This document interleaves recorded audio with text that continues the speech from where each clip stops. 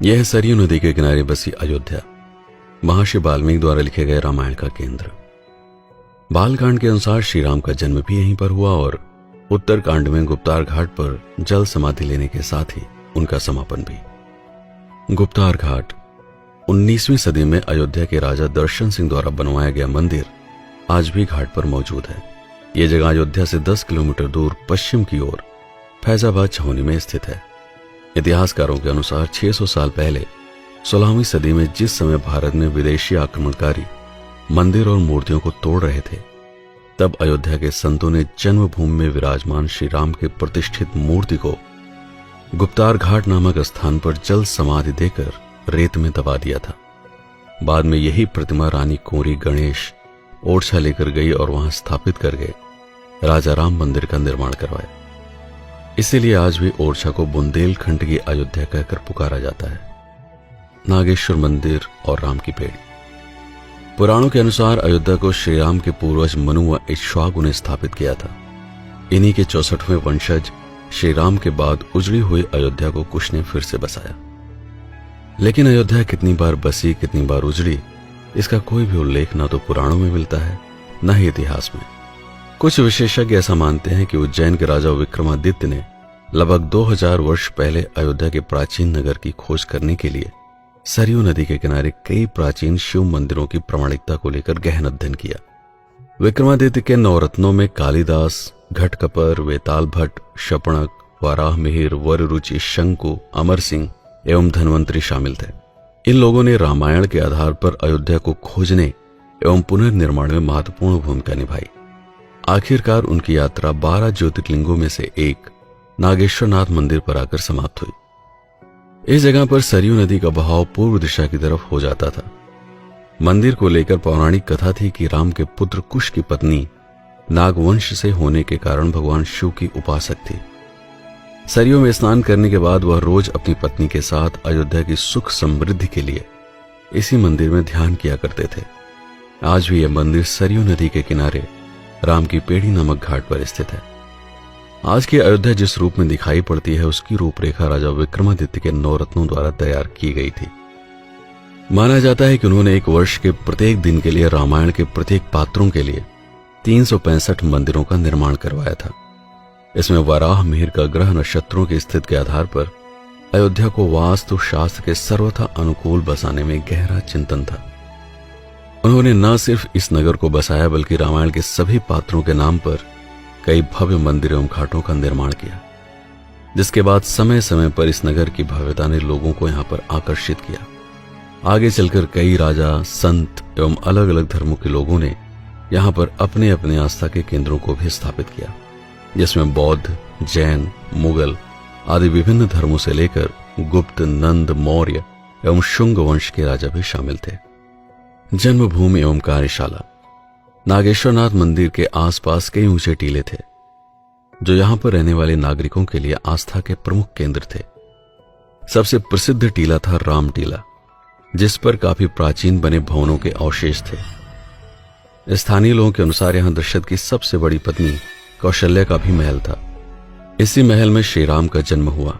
पुराने अवशेषों को फिर से जीवंत करने के लिए विक्रमादित्य ने इसी टीले के चारों तरफ एक विशाल कोट का निर्माण करवाया और तब से इसे श्री राम जन्मभूमि राम कोट के नाम से जाना गया। हजारों वर्षों तक चले बाहरी आक्रमणकारियों ने अयोध्या को जीतने के लिए हमेशा इसी कोट को निशाना बनाया। कोट के भीतर बने राम मंदिर को सबसे अधिक क्षति पहुंचाई मुगल शासक बाबर के सेनापति मीर बांकी ने। उसने कई मंदिरों को तुड़वाकर उसके मलबों से बाबरी मस्जिद का निर्माण करवाया। तब से न जाने कितने राजाओं ने राम जन्मभूमि पर अधिकार करने के लिए कई युद्ध किए, अपने प्राण त्यागे।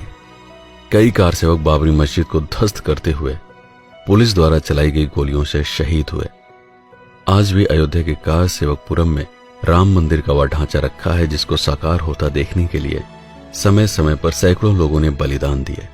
आखिरकार एक लंबे विवाद के बाद डॉक्टर बेबीलाल की खनन रिपोर्ट को ध्यान में रखते हुए सुप्रीम कोर्ट के 5 जजों की बेंच ने सर्वसम्मति से 9 नवंबर 2019 को श्री राम मंदिर के निर्माण का ऐतिहासिक फैसला सुनाया, जिसके बाद श्री राम जन्मभूमि न्यास नामक स्थान पर मंदिर निर्माण के लिए कार्यशाला बनाई गई।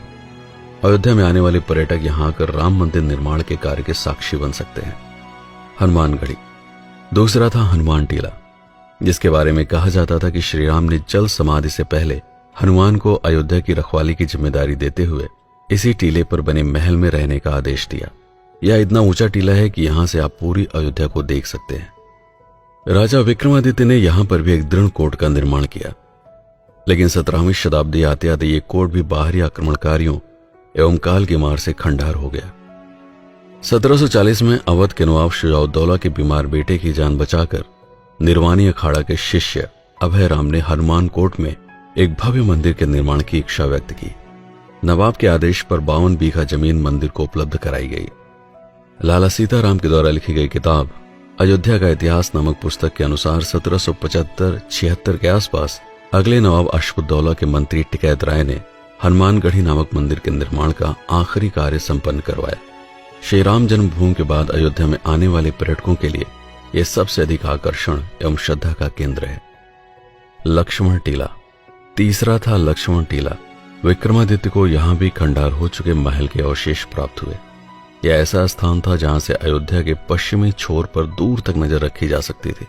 मान्यता थी कि यहां श्री राम ने लक्ष्मण जी के लिए एक किले का निर्माण करवाया था, जिस पर रहते हुए ऊंचाई से ही पश्चिम से आने वाले शत्रुओं की जानकारी मिल सके। आज यह किला एक नए स्वरूप में सरयू नदी के किनारे मौजूद है, जहां से नदी के विस्तार को भली भांति देखा जा सकता है। विक्रमादित्य से लेकर आज तक ये टीला लगभग 2000 साल का परिवर्तन अपने भीतर समेटे अडिग खड़ा है। धर्मशास्त्री ऐसा मानते हैं कि लक्ष्मण ने गोमती नदी के किनारे एक नया नगर बसाया था, जो लक्ष्मणपुरा के नाम से पुराणों में मिलता है। विशेषज्ञों के अनुसार आज का लखनऊ ही पौराणिक काल का लक्ष्मणपुरा हो सकता है। यहां भी लक्ष्मण टीला नामक एक जगह है, जिसे आजकल टीले वाली मस्जिद के नाम से जाना जाता है। मणि पर्वत। चौथा टीला था मणि पर्वत, जिसके बारे में मान्यता है कि राम और सीता सावन के महीने में चारों तरफ फैली हरियाली को देखने के लिए और साथ में झूला झूलने के लिए यहां आते थे।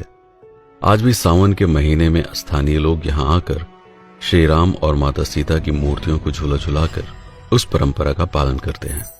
विक्रमादित्य ने इस टीले पर भी एक मंदिर का निर्माण करके इसको पुनः जीवंत किया। भारतीय पुरातत्व विभाग के अनुसार महात्मा बुद्ध ने अयोध्या में 6 वर्ष इसी मणि पर्वत पर बिताकर अपने शिष्यों को बौद्ध धर्म का उपदेश दिया। सम्राट अशोक के द्वारा बनवाया गया एक स्तूप आज भी यहां मौजूद है। पर्वत के पास में ही प्राचीन बौद्ध मठ के साथ ही पीछे की तरफ मुगलों के समय में बनाई गई एक कब्रगाह भी मौजूद है। कनक भवन। कनक भवन के बारे में मान्यता है कि इसे महारानी कैकेयी ने सीता जी को मुंह दिखाई में दिया था। तब इसकी दीवारें सोने से अलंकृत थी। महाभारत कालीन कथा के अनुसार श्री कृष्ण जब यहां पर आए तो उन्होंने खंडार हो चुके भवन का पुनर्निर्माण करवाया, लेकिन हजारों वर्षों बाद समय और आक्रमणकारियों के ध्वंस से जब वह फिर से खंडार हो गया, तब 1891 में ओरछा के सूर्यवंशी बुंदेली राजा सवाई महेंद्र प्रताप सिंह की पत्नी ने यहां पर मंदिर के भीतरी भाग का निर्माण करके राम और सीता जी की मूर्ति को स्थापित किया, जिनके ऊपर सोने का मुकुट शोभायमान है।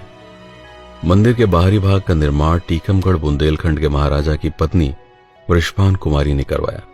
कनक भवन का वर्तमान स्वरूप बुंदेलखंडी राजाओं की ही देन है। रामायण भवन। श्री मणिराम दास छावनी में स्थित है वाल्मीकि रामायण भवन। यहां संगमरमर के पत्थरों पर पूरी रामायण संस्कृत भाषा में लिखी है। देश विदेशों में रहने वाले हिंदू धर्म के लोग यहां राम नाम लिखकर जमा करते हैं। श्री नित्य गोपाल दास जी महाराज ने सन 1976 में इसे स्थापित किया था। अशर्फी भवन।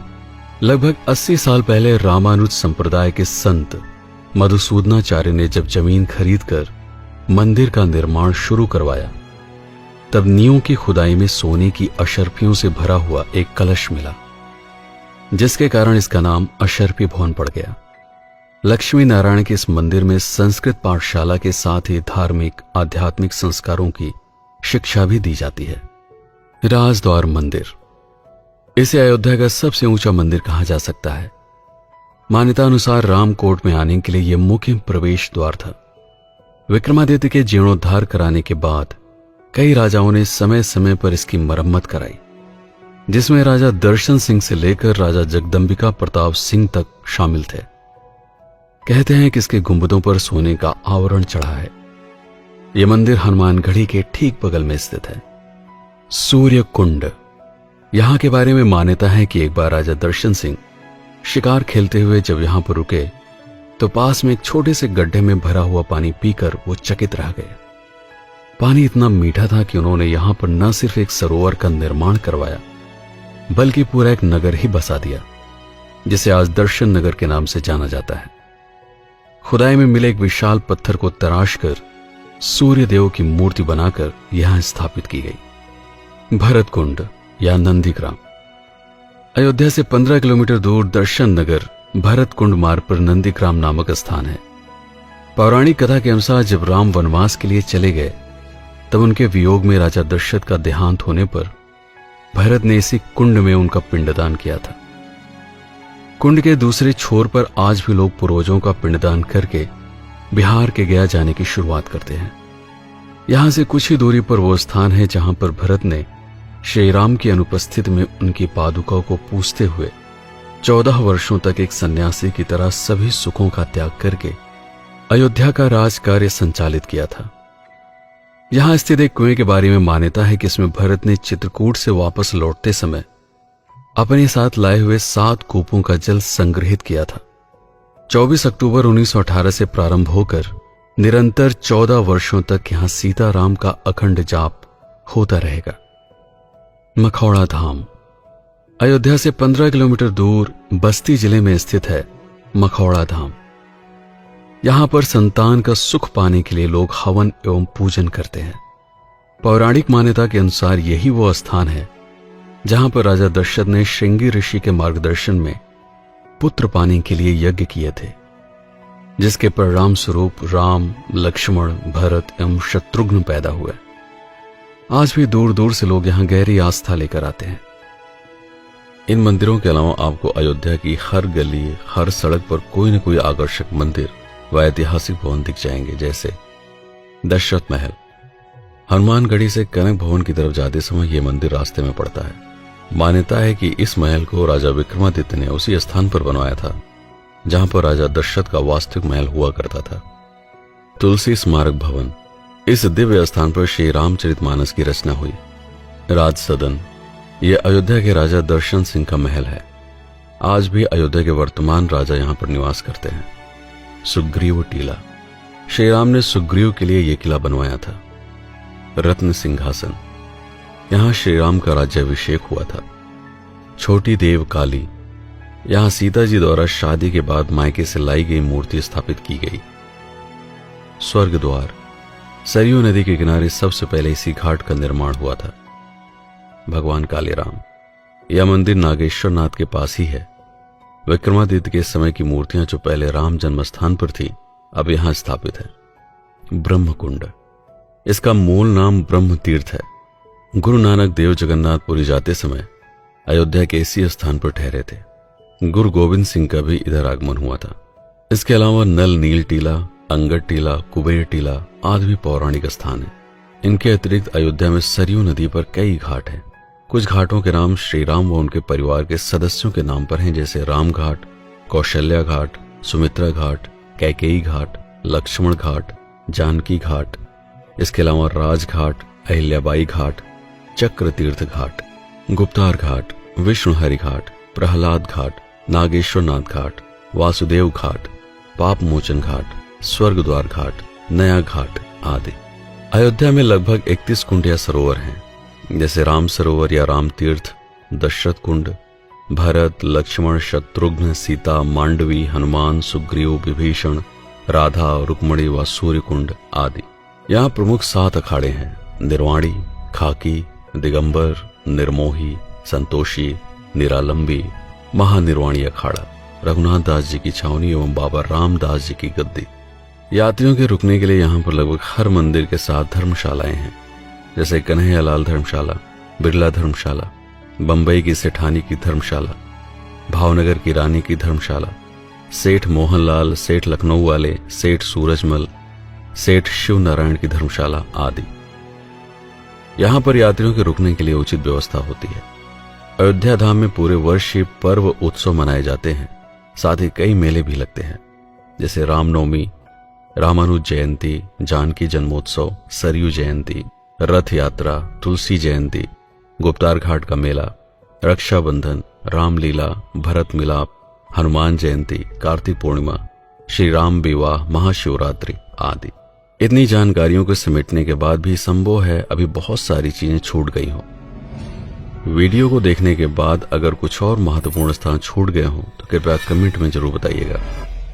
भविष्य में जब कभी भी इसका अगला संस्करण प्रकाशित होगा तो उसमें उन सभी को भी शामिल किया जाएगा।